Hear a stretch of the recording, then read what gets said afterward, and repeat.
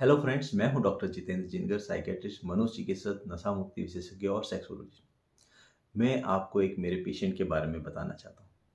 वो पेशेंट 40 साल की फीमेल, गैस्ट्रोएंटरोलॉजिस्ट, पेट के डॉक्टर ने उन उस पेशेंट को मेरे पास भेजा। पेशेंट जब मेरे पास आई तो वो बोलती है कि डॉक्टर साहब, ऐसा है कि मेरे तो पेट में गैस बनती है और वो गैस जो है वो सिर में चढ़ जाती है। फिर उसके बाद में मेरा सिर दर्द होने लग जाता है और ये सिलसिला पिछले 3 साल से चल रहा है।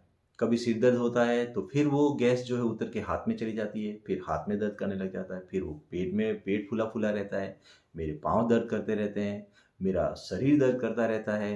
फिर साहब वो गैस जहाँ जहाँ घूमती है वहाँ पे जलन होती रहती है और मेरे को बेचैनी रहती है, घबराहट रहती है, धड़कन बढ़ी रहती है। साहब मेरी इस गैस का इलाज करो। ये मेरी गैस जो है वो पूरे शरीर में घूमती रहती है। फिर उसने बताया कि गैस की वजह से मेरा पेट फूला फूला रहता है और उसके अलावा कभी कभी मेरे को कब्जी भी रहती है, कभी लूज मोशन भी रहते हैं, आटे आते रहते हैं। साहब बहुत परेशान रहती हूँ, ये सारी समस्याएं हो रही हैं। फिर मैंने पूछा कि आपने कुछ जांचें वगैरह कराई? फिर उन्होंने बताया कि हाँ, मैंने जांचें कराई।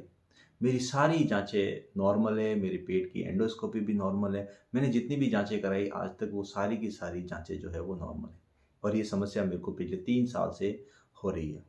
और डॉक्टर साहब, इस 3 साल में मैंने बहुत सारे डॉक्टरों को दिखाया, लेकिन कोई भी डॉक्टर मेरी बीमारी नहीं पकड़ पाया और मैं अभी भी बीमार हूँ। फिर मैंने उस पेशेंट की काउंसलिंग स्टार्ट की, साइको एजुकेशन स्टार्ट किया।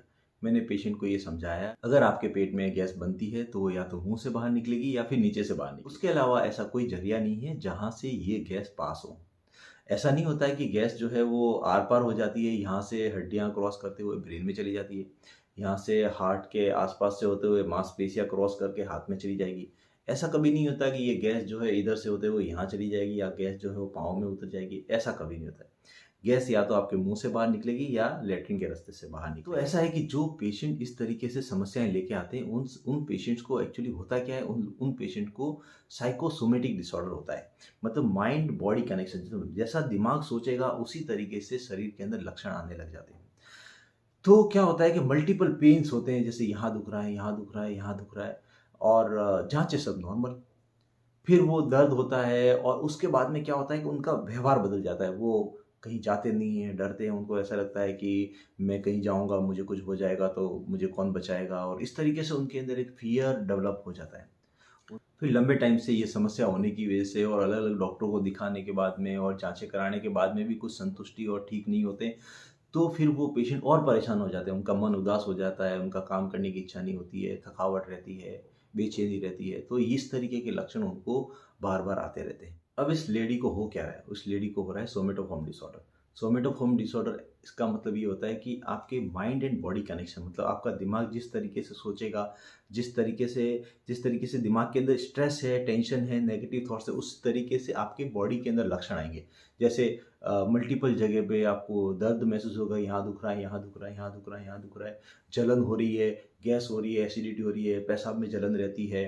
अलग-अलग तरीके के लक्षण हो सकते हैं, जैसे यहाँ सूखापन रह रहा है, घबराहट रहती है, धड़कन बढ़ जाती है, दर्द होता रहता है छाती में, पेट में दर्द होता रहता है, सब पेट फूल जाता है, कभी तो लैट्रिन जो है बराबर आती है, कभी कब्जी हो जाती है, कभी लूज मोशन हो जाता है और जाँचें सब नॉर्मल होती है। तो जिनको सोमेटोफॉर्म डिसऑर्डर होता है, उनकी लगभग जाँचें सारी की सारी नॉर्मल होती है, लेकिन उनको वो परेशान रहते हैं। पूरे बॉडी में दर्द होता रहता है, घबराहट होती रहती है, सिर दर्द होता रहता है, नींद नहीं आती है, बेचैनी रहती है, भूख नहीं लगती है। तो इस तरीके के लक्षण होते हैं। तो उस बीमारी को हम सोमेटोफॉर्म डिसऑर्डर बोलते हैं। मैं आपको एक जानकारी देना चाहता हूँ कि जो गैस्ट्रोएंटरोलॉजिस्ट डॉक्टर होते हैं, उनके पास में जितने भी पेशेंट आते हैं, उनमें से लगभग 30% लोगों को जो है वो साइकोलॉजिकल पेट की बीमारी होती है, सोमेटोफॉर्म की बीमारी होती है। जो न्यूरोलॉजी वाले डॉक्टर होते हैं, उनके पास में भी लगभग 30% 40% लोग जो हैं वो साइकेट्री वाले उनके पास जाते हैं। स्किन की बीमारी के डॉक्टरों के पास में भी, ईएनटी के डॉक्टरों के पास में भी, इवन फिजिशियन के पास में भी साइकेट्री के जो पेशेंट होते हैं, जिनको साइकोलॉजिकल प्रॉब्लम होती है, वो इधर-उधर घूमते रहते हैं। लेकिन उनको कोई ढंग से सलाह नहीं देता है कि आपको जो समस्या है वो साइकेट्रिक डिसऑर्डर है और आपको साइकेट्रिस्ट के पास जाना चाहिए। कई बार फिजिशियन पेशेंट को सलाह देते भी हैं कि आप जाओ और साइकियाट्रिस्ट को दिखाओ, लेकिन पेशेंट खुद साइकियाट्रिस्ट के पास जाना नहीं चाहता। वो ये सोचते क्या हम पागल हैं, हमको कोई मानसिक प्रॉब्लम थोड़ी है, हमारा तो देखो पेट में खराबी है, गैस की वजह से ये प्रॉब्लम हो रही है, तो हम साइकियाट्रिस्ट के पास क्यों जाएँ?